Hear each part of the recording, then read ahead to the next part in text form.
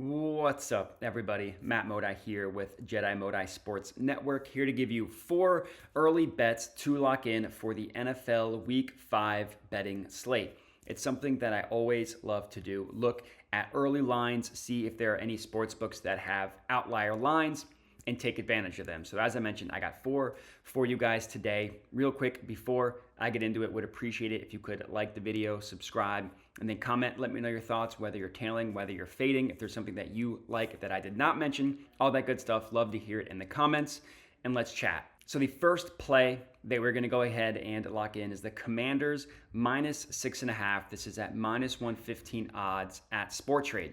Real quick, if you are located in Colorado or New Jersey, highly recommend downloading Sporttrade, consistently getting the best odds. If you do so, use promo code MODI. But to talk about this game, number one, it is on Thursday Night Football, so something to keep in mind, it is one of the earlier games. And this is a rare game in which the Commanders are not the biggest dumpster fire organization on the field. Somehow, there is a team out there that is a bigger dumpster fire than the Washington Commanders, and that would be the Chicago Bears. We'll get into them, but I do want to start with the Commanders first. They have now lost 2 straight. Granted, it's to the 3-1 Bills and the 4-0 Eagles, but I actually think this Commanders team is pretty good. I've liked what I've seen from Sam Howell, even in that rough game against the Bills. 4 interceptions always looks bad, but there were a couple times, twice, the Commanders got the ball down to the Bills' 1-yard line and couldn't score. One time, one drive got stopped on 4th down. Another drive, Sam Howell threw an interception. But if either of those drives go differently, that game is actually much closer than the final score indicates. It was 16-0 going into the fourth quarter until the wheels just fell off in the fourth quarter. Then last week, Sam Howell played the best game of his young career. Granted, he's only played 5 starts, but no matter how you slice it, no matter what stats you look at, best game of Sam Howell's young career. PFF had him of his best start of the year. DVOA, same thing. And it was against an Eagles defense that was ranked 10th according to DVOA. Now, I'm not sitting here telling you that Sam Howell is perfect. He's a young quarterback. He can be prone to holding the ball on too long. That's why he's getting sacked so often. Also, he can be prone to some turnover-worthy plays as well. He's got 6 total on the year, tied for 4th in the NFL. But the Commanders are lucky enough to be playing the Chicago Bears, who are a complete and utter dumpster fire, total mockery of an organization, no matter what adjectives you want to use. The Bears are a joke. According to DVOA, they are the worst team in the NFL, literally ranked 32nd. They have the 2nd worst defense in the NFL. So for 2 straight weeks, Sam Howell was going up against good defenses in the Bills and the Eagles. Not the case. He should be able to torch the Bears defense, as pretty much everybody else does. And the Bears have the 3rd worst offense as well. So 2nd worst defense, 3rd worst offense, overall worst team in the NFL. I understand it's a little bit risky trusting the Commanders to take care of business, but I think that they'll be able to do so against these Bears. Next up, our second play of the evening, we are riding with the Texans plus 1.5. This is at minus 118 odds at FanDuel. They're playing the Falcons, and I made the mistake of backing Desmond Ridder last week, choosing the Falcons as my upset prediction. A mistake that I will not make 2 weeks in a row. Desmond Ridder is terrible. Not only do the Falcons barely throw, even then, Desmond Ridder leads the NFL in the amount of turnover-worthy plays, 10 according to PFF. That's tied with Mac Jones, but if you just look at a percentage of turnover-worthy plays, he's number 1 because he has like 30 fewer attempts than Mac Jones and still has the highest number of turnover-worthy plays. Now, I understand that the risk here is that the Falcons could just play ball control offense, run the ball a ton, and not even need Desmond Ridder to throw. But at this point, the MO is kind of out on the Falcons, and all the Texans need to do is just pack the box exactly the same way the Lions and the Jags did the previous 2 weeks. Make Ridder beat you through the air. The Texans team, despite being banged up, they are devoid of talent, but they are pretty well coached thanks to DeMeco Ryans. And they're not a horrible defense by any means. They're 15th in the NFL in DVOA, so squarely middle of the pack. And no matter what advanced stats you prefer, they all have Desmond Ridder as one of the worst quarterbacks in the NFL. PFF has him as the worst quarterback. DVOA has him as the 5th worst. And if you look at success rate, which is literally just the percentage of plays that's considered a success, this is according to Pro Football Reference, he's also the 5th worst quarterback in the NFL. So I do not expect the Falcons to have a ton of success on offense. They also don't have a good defense. According to DVOA, 22nd ranked defense in the NFL. And CJ Stroud on the Texans is playing really, really well, especially the last 2 weeks. He hasn't thrown an interception all year. The past 3 weeks, he's thrown 2 touchdowns, 2 no interceptions. And according to DVOA, 4th best quarterback in the NFL.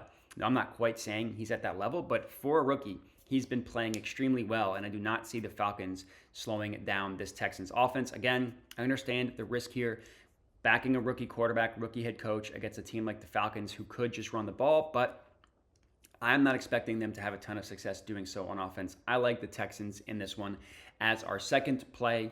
Third play of the evening, I like the Packers -1.5. This is at -115 odds at FanDuel. Now, I was on the Packers last week and I got burned, but I'm riding with them once again, mostly because of the matchup. They're playing the Raiders, who are just so bad. This Raiders team, they're just awful. DVOA has them as the 3rd worst team in the NFL with the worst offense and the 3rd worst defense. Whether it's Jimmy G, whether it's O'Connell for the Raiders quarterback, it doesn't scare me off. I'm completely fading the Raiders. And just to comment on that, Jimmy G is still in concussion protocol. He'll start when he's healthy. We don't know if that's going to be this week, but I love completely fading the Raiders. Their offensive line is terrible, 26th ranked offensive line in the NFL, and we just saw them get lit up by Khalil Mack. And the Packers have had a weird year. They're 2-2, with week 2 blowing a big lead against the Falcons that we just talked about. Week 3 coming back from a huge deficit against the Saints, and then week 4 having one of the worst first halves you'll ever see in the NFL against the Lions. Came back a little bit in the 3rd and 4th quarter, but obviously couldn't get it done. So that's 2 straight games where the Packers have looked horrible in the first half, including Jordan Love. It's been very inconsistent, which is kind of scary, but if you just look at raw stats, DVOA has him as the 11th best quarterback in the NFL, and the Packers with the 15th best offense in the NFL. So despite the inconsistency, advanced stats still have them as roughly middle of the pack, which is much, much more than we can say about the Raiders.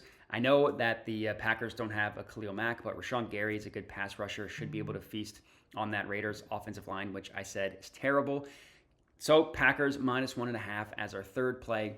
Last up, 4th pick of the evening. I love the Jets, +2.5, -105 odds at both FanDuel and DraftKings. It's a battle of the Wilsons, 2 of the worst quarterbacks in the NFL. But despite the fact that everybody who knows me knows I'm not a Zach Wilson guy, I do like the Jets in this matchup. I'm also not a Russell Wilson guy, but the biggest differentiator in this game is going to be the Jets' defense. The Broncos' defense, as I talked about, really bad. Worst defense in the NFL. And not only that, a historically bad defense. If you look at DVOA, literally one of the worst defenses of all time through 4 games. Now, I'm not going to sit here and tell you that the Jets are going to put up 70 points against the Broncos, but they probably are at least going to have some success. I mean, this Broncos defense made Justin Fields and the Bears offense look good, which is hard to say. Now, again, I'm very much not a Zach Wilson guy, but even I have to admit that he did seem to get some momentum in that Chiefs game. Of course, he ruined it a lot by just dropping the snap, which was tough, but he looked like he's been in the best rhythm he's ever been in his career at the end of that first half leading into the beginning of the second half. And his teammates do seem to have his back. There does seem to be a change in his demeanor from last year versus this year. We saw the Jets players console him on the sideline after the game. He took ownership of the loss, which that's not me telling you I think he's good, but at least the Jets are playing hard for him. The Broncos defense, they're not playing hard for anybody.